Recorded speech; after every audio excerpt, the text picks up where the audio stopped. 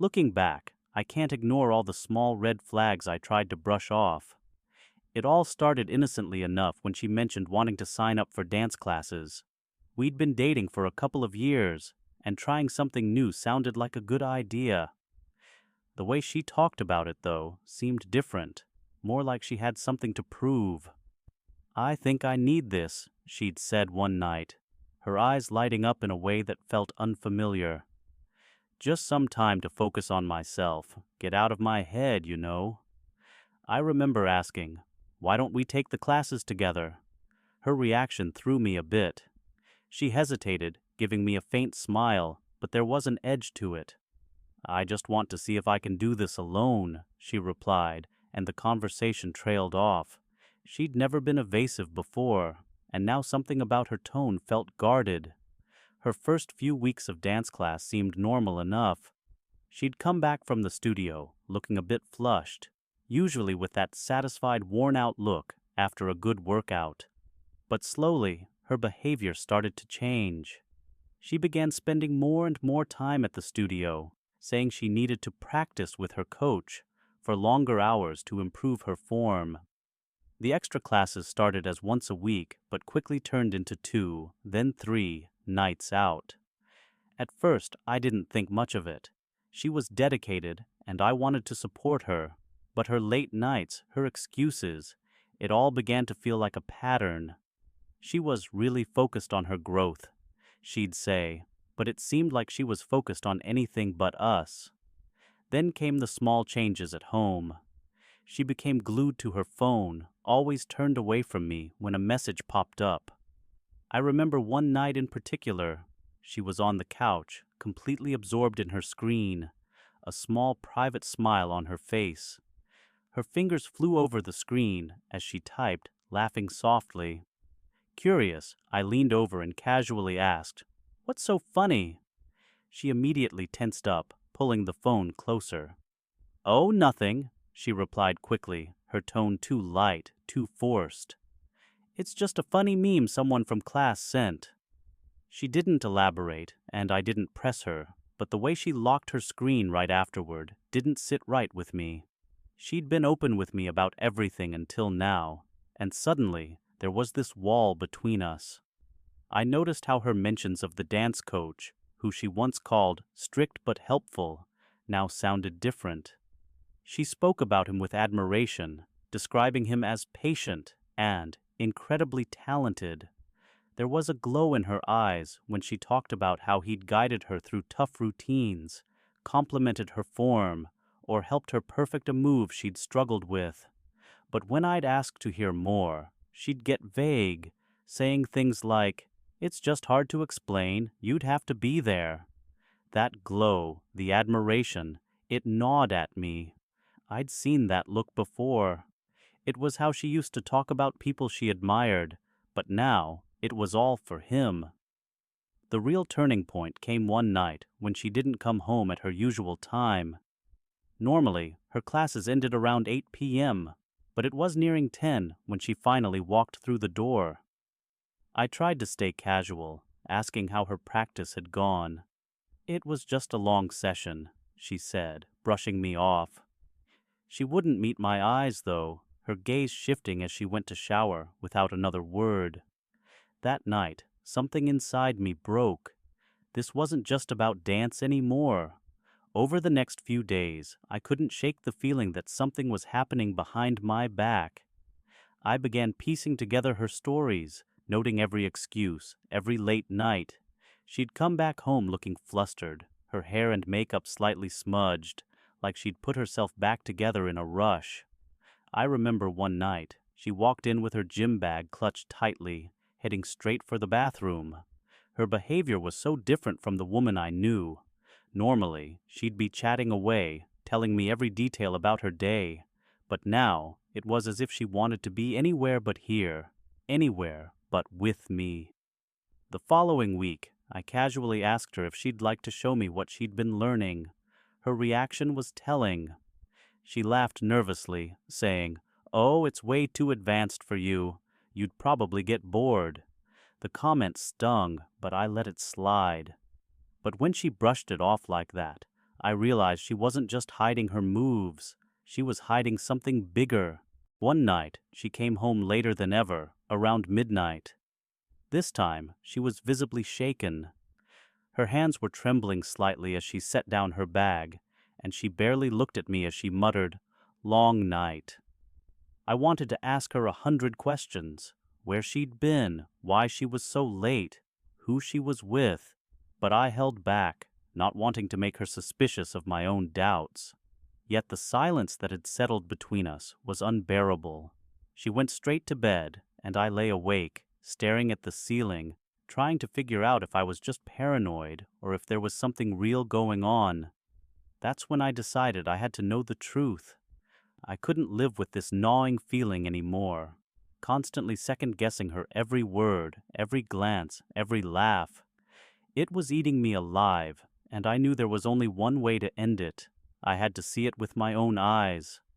I had to follow her to that dance studio and find out if my gut was telling the truth or if I was just losing my mind. The following Wednesday, she mentioned she'd be staying late again for an extra practice session. She was so casual about it, not a hint of hesitation in her voice, and that hurt even more. I told her good night and watched as she left, feeling the familiar pang of doubt. After giving her a few minutes, I grabbed my keys and headed out, keeping a safe distance behind her. My heart pounded as I drove, a mix of anger and fear swirling inside me. This was it. One way or another, I was about to find out if everything I'd feared was true. As I pulled into a spot down the street from the studio, I saw her car parked out front, lights off. The building was mostly dark, save for a dim glow from one of the back rooms. I felt a wave of nausea wash over me. I'd never imagined myself doing this, sneaking around like some kind of spy, but there was no going back. I sat in my car, eyes fixed on the studio, feeling a mix of dread and adrenaline that made my heart race. The building was dark, except for that faint glow coming from the back. My mind swirled with every possible scenario, each one worse than the last. I kept telling myself that maybe I'd catch her simply practicing alone or chatting with her coach like any other student, but deep down, I knew it wasn't going to be that innocent. After a few minutes, I saw shadows move across the window, silhouettes cutting through the light inside. I couldn't make out much from where I was, but I was certain it was her. I could recognize her shape, the way she stood, even her posture from this distance. And there was someone else, a man. He moved close to her, his shadow merging with hers for a moment. I felt my stomach twist as I watched them. There was no mistaking the closeness between them, no denying the intimacy in the way they stood together. I got out of my car, careful to close the door softly, and moved closer to the building, staying in the shadows. As I approached, I could hear faint sounds from inside, muffled by the walls, but unmistakably voices. I strained to make out words, but they were too quiet. I tried to stay calm, but every part of me wanted to barge in, to demand answers. Still, I held back, telling myself I needed proof. I'd come this far. I couldn't let my emotions take over now. Circling around to the back, I found a window slightly ajar, and as I peeked inside, my worst fears were confirmed. There they were, in the middle of the room, standing closer than any two people with an innocent relationship would. She was laughing at something he'd said, her hand resting on his chest, her eyes locked on his with a look I hadn't seen in months. That look, the same one she used to give me. My heart felt like it had been ripped out of my chest as I watched her with him, looking at him with that warmth, that spark that once belonged to me. I wanted to look away, but my body wouldn't let me. I was rooted there, a helpless observer to my own heartbreak. And then, as if to hammer in the final nail, he reached out, brushing a stray hair from her face before leaning in close. She didn't pull away. In fact, she tilted her head slightly, accepting his touch with a small smile. I couldn't breathe. Watching her lean into him, watching her lose herself in the moment, My blood ran cold. This wasn't just a simple dance or a casual friendship. This was betrayal, plain and simple, right in front of me. The worst part? She looked happy, genuinely happy in a way she hadn't around me for months. The realization hit me like a punch to the gut. She wasn't just having a fling. This wasn't some passing infatuation. She'd found something with him, something that I thought we'd shared, something that I believed only we could have. It was like watching my life crumble from the outside. I went by the studio last night, I said, watching her reaction closely. Her face went pale. For the first time, she seemed genuinely caught off guard. Her eyes widened slightly, and she bit her lip, looking away. You went by the studio?" she echoed, her voice barely a whisper. "Yeah, I did," I replied, not breaking eye contact. "I saw you two together, and don't even try to deny it." She opened her mouth, as if she was about to say something, but nothing came out. The guilt was written all over her face. Finally, she muttered, "It's not what you think." I scoffed, shaking my head. Not what I think. I saw you with him. I saw the way you looked at him, the way he held you. Don't insult me by trying to twist this." Her shoulders slumped, and she seemed to shrink right in front of me. "I'm sorry," she whispered, her voice breaking. I didn't mean for it to happen like this." The words hit me like a slap in the face. I'd half expected her to lie, to try and deny everything. But hearing her admit it outright, to actually hear the confession, felt worse somehow. There it was, the truth, raw and ugly, staring me right in the face. "How long?" I asked, my voice coming out barely above a whisper. She hesitated, looking down, unable to meet my gaze. "A couple of months," she finally said, each word heavy with guilt. A couple of months, 2 words, but they carried so much weight. All that time, she'd been lying to me, sneaking around, building a life with someone else while I sat at home, clueless, believing in us. I clenched my jaw, trying to keep my emotions in check.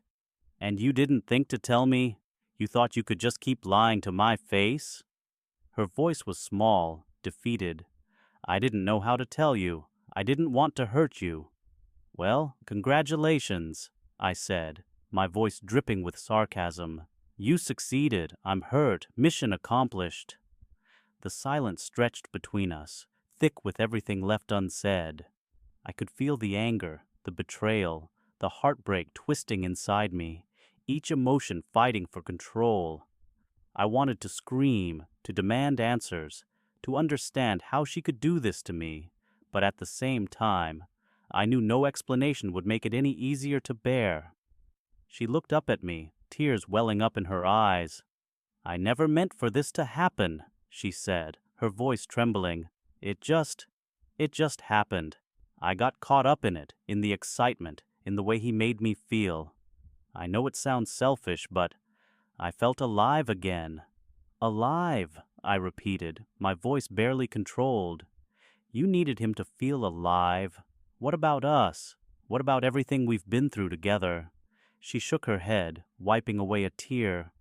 "It wasn't about you or us. It was about me. I lost myself somewhere along the way, and he made me feel like I was somebody again. I'm not trying to justify it. I know what I did was wrong, but that's the truth." The honesty in her words cut deep. It didn't make what she'd done any easier to accept, but at least now I understood, in some twisted way, what had driven her to this. I could see the pain and confusion in her eyes, the struggle she'd been going through, even if she'd chosen the worst possible way to deal with it. But knowing didn't make it hurt any less. If anything, it just made the betrayal feel even more personal, like a knife twisting in my gut. She hadn't just cheated on me. She'd given a piece of herself to someone else, a piece that used to belong to me. "So what now?" I asked, my voice barely holding steady. "Are you going to run off with him? Is he worth it?" She looked at me, the conflict plain in her eyes.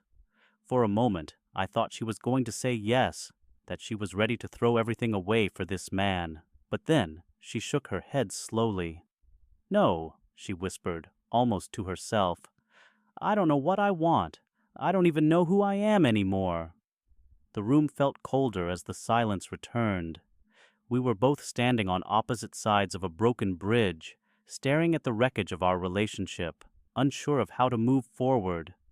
Part of me wanted to forgive her, to somehow find a way to rebuild what we'd lost.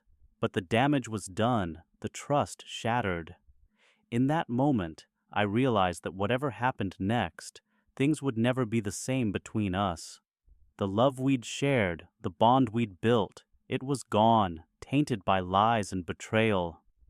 I took a deep breath, letting the reality sink in, preparing myself for what came next. "Maybe we both need some time," I finally said, my voice barely steady.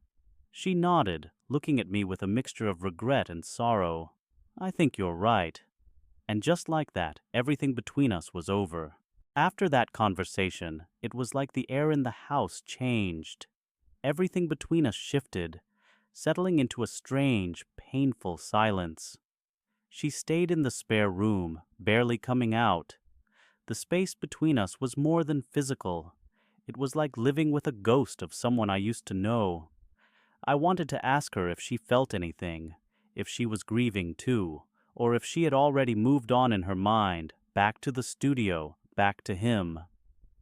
Days passed.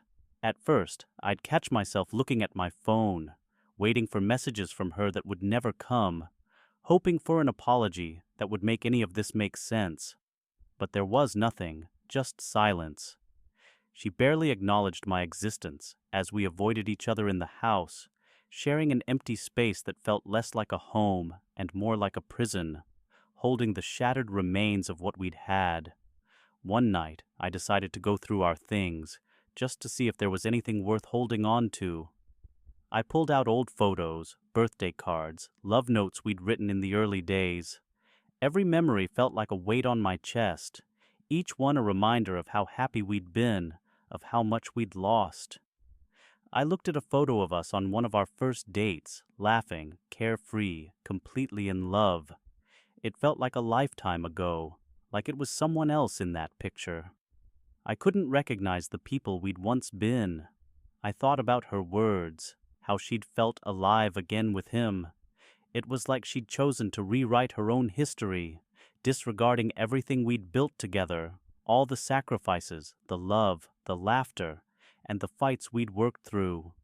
It was like I'd become invisible, a placeholder, until someone more exciting came along. But even as I tried to feel anger, it kept fading, replaced by a hollow, empty feeling. I couldn't hate her, no matter how much I wanted to.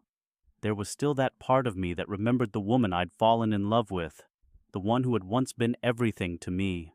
Letting go of that felt impossible, but holding on was just as painful. It was like trying to clutch broken glass.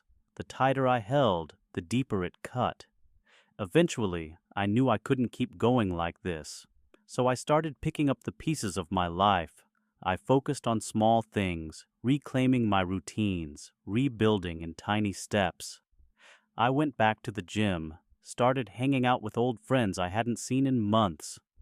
Little by little, I found myself again. It was painful, sure. Some days felt impossible, and some nights I lay awake, haunted by the images of her with him, the sounds of their laughter echoing in my mind.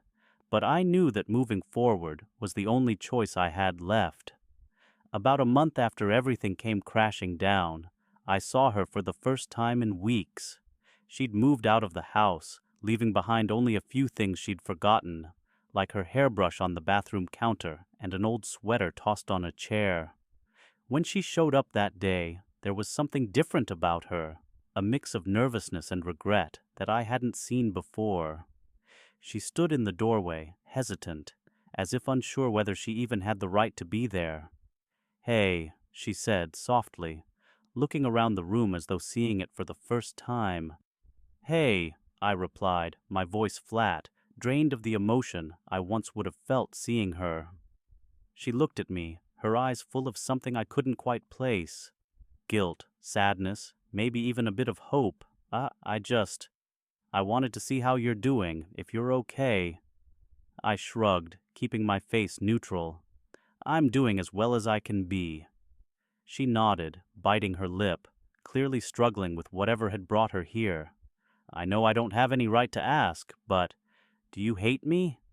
I took a deep breath, searching for the right words. I don't hate you. I don't think I ever could, but I can't pretend that things are okay. You broke something that can't be fixed.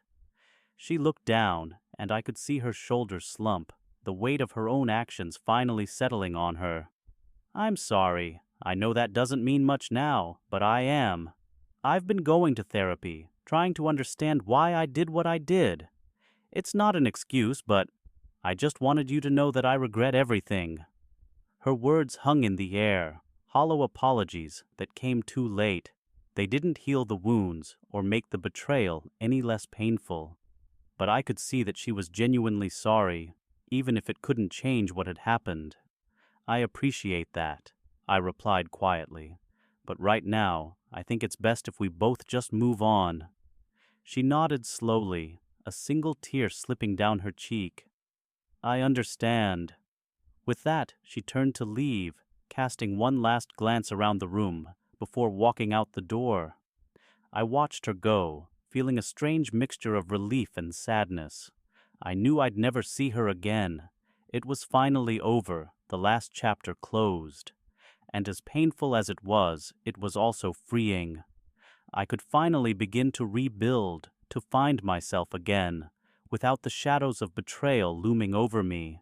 In the weeks that followed, I started to feel lighter. I wasn't fully healed. Maybe I'd never be. But I was stronger, more resilient.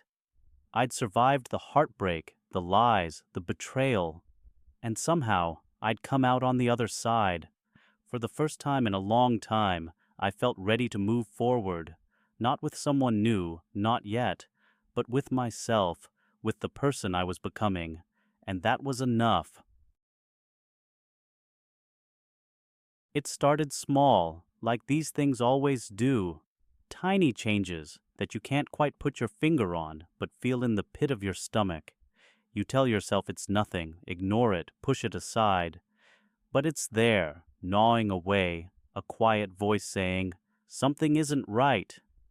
My wife Claire and I had been married for 10 years. We'd built a life together, a good one. We'd survived the ups and downs, raised 2 kids, and created what I thought was a solid partnership. And like most couples, we'd settled into a comfortable routine. I thought I knew her inside and out, trusted her implicitly. But looking back now, I can see where the cracks had started to form, where the gaps had opened just wide enough for someone else to slip through. We'd hired a gardener that summer, Marco, a young guy in his late 20s, tanned, tall, with the kind of build that comes from hard labor under the sun. He had this effortless charm, always quick with a joke or a story about his family back in Italy. He'd been working for us for a few months, taking care of our yard, planting flowers, trimming hedges. Claire had been the one to hire him, insisting that the garden was her domain. I hadn't given it much thought at the time. Why would I? But hindsight has a funny way of sharpening details. The first time I felt something was off, it was a Saturday afternoon.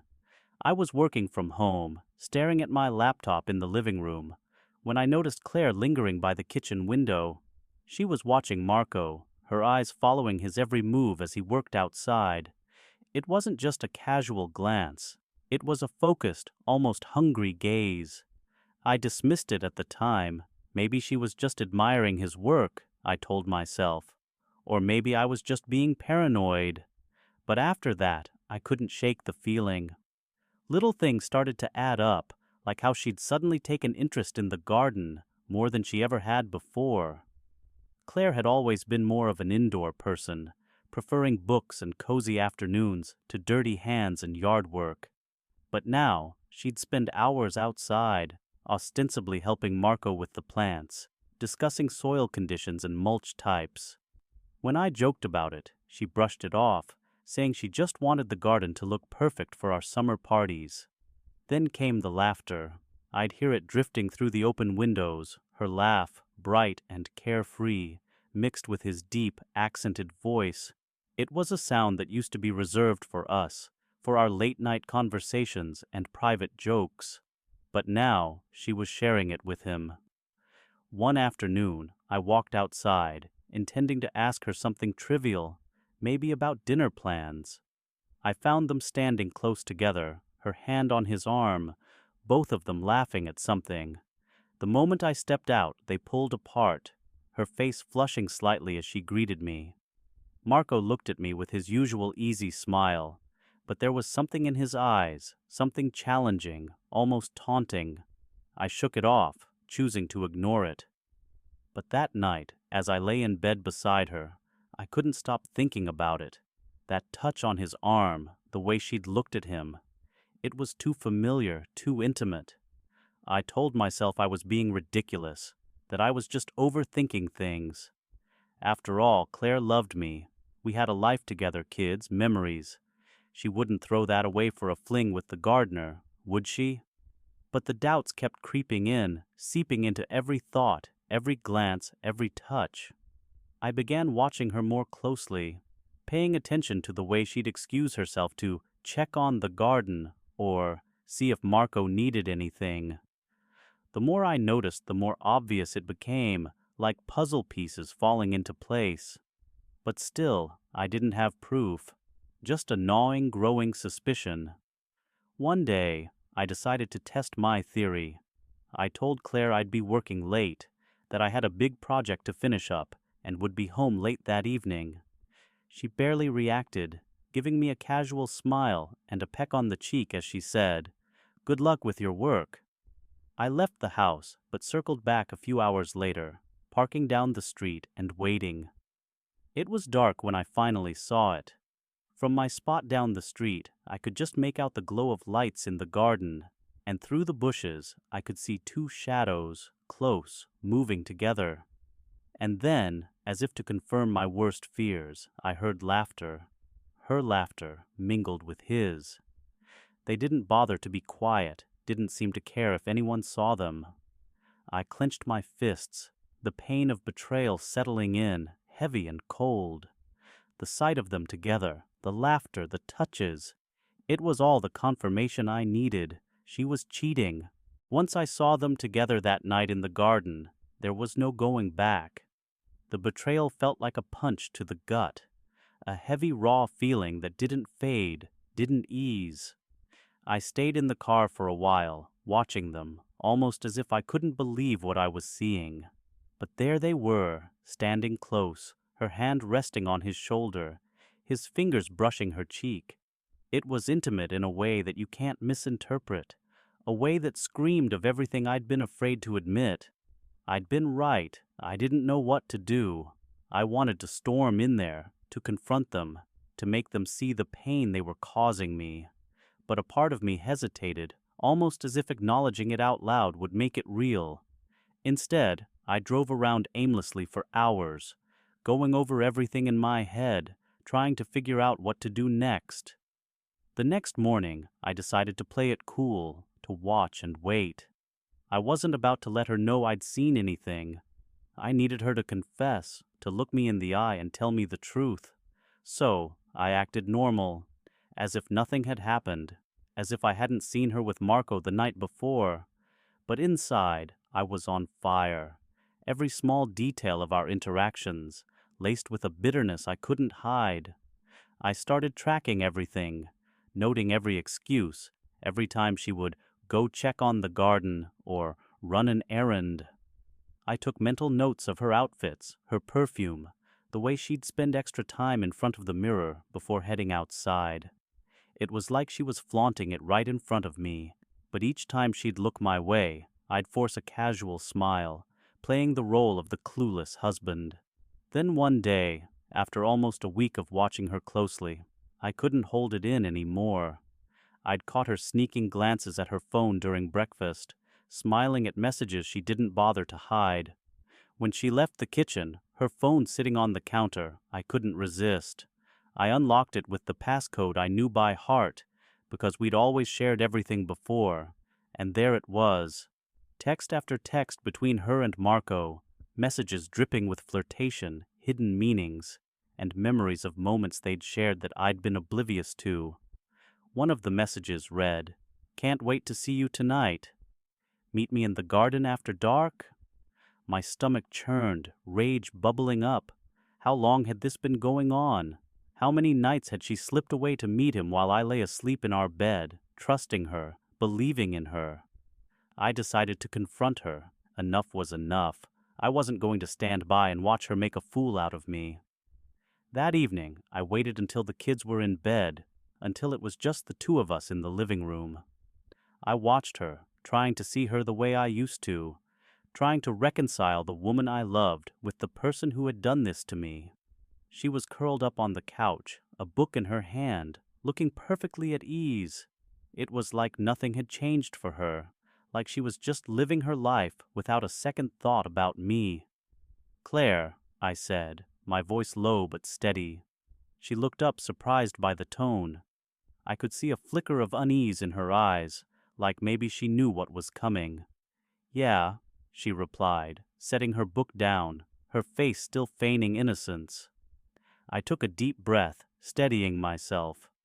"Are you going to tell me what's going on with you and Marco, or do I need to spell it out?" The color drained from her face. She opened her mouth to respond, but no words came out. For a moment, she looked like a deer caught in headlights, frozen in shock. Then she composed herself, her expression shifting to one of denial. "What are you talking about?" she said, forcing a laugh. "There's nothing going on with Marco. He's just the gardener." "Just the gardener?" I repeated, my voice laced with sarcasm. "Don't insult my intelligence, Claire. I saw you. I know what you've been doing." She stammered, struggling to find the right words. I don't know what you think you saw, but it's not what it looks like. I would never." "Enough," I cut her off, my voice sharper than I intended. "I know about the messages, Claire. I saw them on your phone. All those late nights in the garden, all those little excuses to be outside with him. Do you really think I'm that blind?" She dropped her gaze, guilt and shame flickering across her face. For a moment, I thought she might actually tell me the truth, admit to what she'd done, but instead, she just shook her head, still trying to deny it. "It was nothing," she said, her voice barely above a whisper. "It didn't mean anything. It was just a distraction." "A distraction?" I repeated, feeling the sting of her words. "Is that all this marriage is to you? Just something to pass the time until someone more exciting comes along?" She looked up at me, tears in her eyes. But I couldn't bring myself to feel sympathy. She'd brought this on herself. "It's not like that," she said, her voice breaking. "I don't know what happened. I didn't mean for it to go this far. I just felt so trapped. Like something was missing, and Marco, he made me feel alive again." The words hit me like a punch to the gut. "Alive," I echoed, incredulous. "So that's it? Our life together isn't enough for you? You'd rather sneak around with some stranger than actually talk to me about what's bothering you?" She bit her lip, silent, unable to look me in the eye. I could see the regret there, but it was too little, too late. The damage was done, and there was no taking it back. The woman I thought I knew, the life I thought we shared, it was all a lie. I took a step back, my heart pounding. "You need to leave," I said quietly. "I can't do this anymore." Her eyes widened, panic flashing across her face. "Wait, please. Let's talk about this. I know I messed up, but we can work through it. We've been through so much together. Don't throw it all away over one mistake." "One mistake," I repeated, feeling the anger boil over. "This isn't just some mistake, Claire. You betrayed me. You broke my trust. And I don't know if that's something I can forgive." She reached out, as if to touch me, but I pulled back. I couldn't bear to be near her, not after everything I'd learned. "I need space," I said, my voice firm. "Take the night, think about what you want, but as far as I'm concerned, we're done." She nodded, tears streaming down her face, but I felt nothing. Whatever love I'd had for her was buried beneath the weight of her betrayal. I turned and left the room, leaving her there, alone with her guilt and regret. I walked outside, the cool night air stinging my face as I took a deep breath. The garden, the scene of her betrayal, seemed almost mocking in its beauty. The plants, the flowers, the carefully tended bushes that she'd shared with Marco. It all felt tainted now, a twisted reminder of what I'd lost. The days that followed were a blur of anger, confusion, and an overwhelming sense of betrayal. Claire stayed in the guest room, and though we barely exchanged words, the air between us was thick with the unspoken. It wasn't that she hadn't tried to explain herself. She had, again and again. But I wasn't listening, not really. Every word felt like an empty excuse, a feeble attempt to justify the unforgivable. I didn't know what I was supposed to do now. I'd never imagined something like this happening. The thought of Claire, my wife, the mother of our children, betraying me with another man was too much to bear. And yet, here we were. The woman I trusted had broken that trust in the most intimate of ways. How do you go on after that? How do you look at someone you've built your life with and see them as anything other than a stranger? Our conversations, when they did happen, were tense, painful. Claire begged for forgiveness, but the more she talked, the more I realized just how deep her betrayal ran. She wasn't just sorry for the affair. She was sorry she got caught. Sorry that her comfortable life with me was on the brink of falling apart. But it was never about me, was it? It was about her. About what she needed, what she wanted. And for all her promises of love and loyalty, she had found someone else to fill that void. Someone younger. Someone who made her feel desirable again. I tried to focus on the practical side of things. Kids, finances, the house. But even those conversations felt hollow. How could we talk about splitting assets, about sharing custody of the kids, when I still couldn't even wrap my head around the fact that she'd slept with the gardener? My mind kept circling back to that night, to the image of her laughing in his arms, of the way she touched him, the intimacy between them that should have been reserved for me. The worst part was seeing her interact with Marco after all of it. She didn't hide it, didn't even try to pretend that things were over between them. It was like the affair had somehow become a part of her, woven into the fabric of our daily life. Every time Marco came by to work in the garden, she'd smile at him, touch his arm casually, and talk to him like nothing had changed, and I couldn't stand it. The sight of them together was like a dagger to my heart. Each casual gesture, each laugh between them, made me feel like I was the one on the outside, like I had no place in my own home anymore. I wasn't sure what to do. I wasn't sure if there was anything left to save. Every day, I felt more and more distant from Claire. I could see the guilt in her eyes, but I couldn't find it in myself to forgive her. Not yet. Not when the wounds were still so fresh. Then came the moment I had been dreading. The moment when Marco crossed the line from gardener to something more. It wasn't just the stolen glances, the lingering touches. It was the evening they both stood in the garden, just a few feet away from the house, talking about what? I didn't know, and at that point, I didn't care to know. All I could think about was how little it took for them to fall into each other's arms, how little it took for her to betray me so completely. I watched them from the window, feeling like a ghost in my own life. The kids were inside, oblivious, playing video games, living in their little bubble, unaware of the chaos brewing just outside their world. But I wasn't oblivious. I couldn't be. Not anymore. I felt something snap inside me then. The anger, the hurt, it all coalesced into one sharp, searing rage. I couldn't do this anymore. I couldn't live like this, couldn't continue pretending that things were going to be okay. Claire and Marco had made their choice, and now I had to make mine. I walked outside, my steps purposeful, my mind made up. As I approached the garden, they both turned to face me.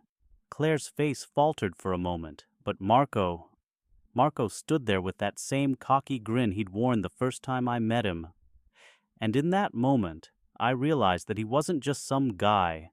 He was a symbol of everything that had gone wrong in my life, a reminder of how far we'd fallen. "Marco, you need to leave," I said, my voice cold, controlled. He looked at me surprised, then shrugged. "What's the problem, man? We were just talking. Claire's been real friendly. I'm just doing my job." I didn't give him the satisfaction of responding. My eyes were fixed on Claire now, and I could see her squirm. She didn't know what to say, didn't know how to explain her way out of it anymore. I didn't give her the chance. "You need to leave, Claire," I said, turning to her. "I'm done. This marriage is over." She opened her mouth to protest, but I cut her off. "I don't want to hear it. Not anymore. You made your choice." The hurt on her face was almost too much to bear, but I stood firm. She had broken me. She had broken us. There was nothing left to fix.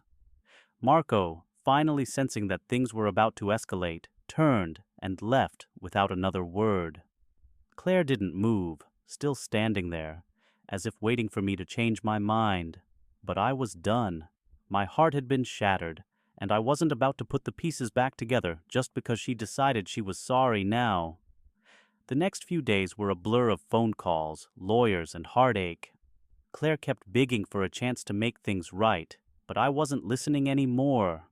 The trust was gone, and with it, any hope of saving our marriage. The affair with Marco wasn't just a physical betrayal. It was the emotional betrayal that broke me. I spent the next few weeks trying to piece together my life, trying to figure out what came next. The kids were understandably upset, confused by the sudden shift in their world, but I couldn't go back. Not after everything that had happened. Claire had made her choice, and now I had to make mine. As for Marco, I never saw him again, but every time I drive past my house, I can't help but glance at the garden where all of this started. The garden that was once a symbol of our shared life, now tainted by the betrayal that had torn everything apart. In the weeks that followed, I found myself in a kind of emotional limbo. The initial shock of Claire's affair had passed, replaced by a numbness I couldn't shake. I was exhausted from the constant mental and emotional turmoil. Every day felt like I was carrying around a weight I couldn't get rid of, and no matter how much I tried to push it aside, it kept creeping back into my thoughts. The image of Claire and Marco, their betrayal so clear in my mind, was like a shadow that loomed over everything I did. The kids were the hardest part. They had no idea what had happened, at least not fully. I tried to maintain some normalcy in their lives, keeping up appearances for their sake. I didn't want them to see me as some broken shell of a man, but it wasn't easy. Every time I looked at them, all I could think about was how their world had been shattered without them even knowing it. They were still too young to understand the complexity of adult relationships, but I knew it would catch up to them eventually. How could it not? Claire's attempts to reconnect were endless. She sent me texts, called me at all hours, but I ignored them. I couldn't hear her voice without seeing the woman I thought I knew, the one who had betrayed me with the gardener, reduced to a shell of her former self. She cried, begged for forgiveness, promised things would change, but none of that mattered. The damage had been done. There was no going back. A month passed, and I found myself facing the inevitable decision. Do I keep fighting for the life we had, for the family we'd built, or do I cut my losses and move on? Every part of me screamed to leave. Every part of me knew that staying in this toxic, broken relationship would only destroy what little I had left of myself. But leaving wasn't as simple as walking away. There was so much history, so many years spent building something together.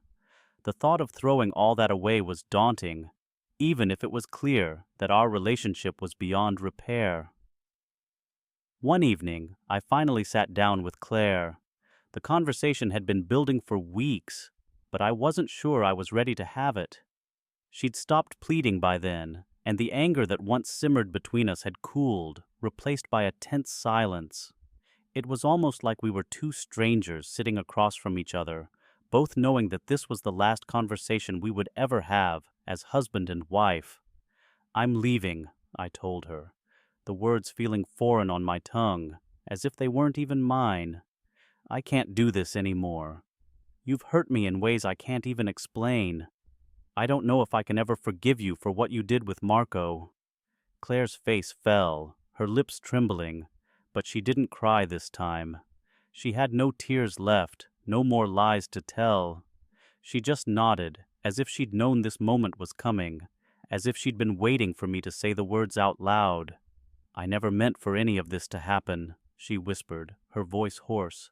"I didn't mean to hurt you."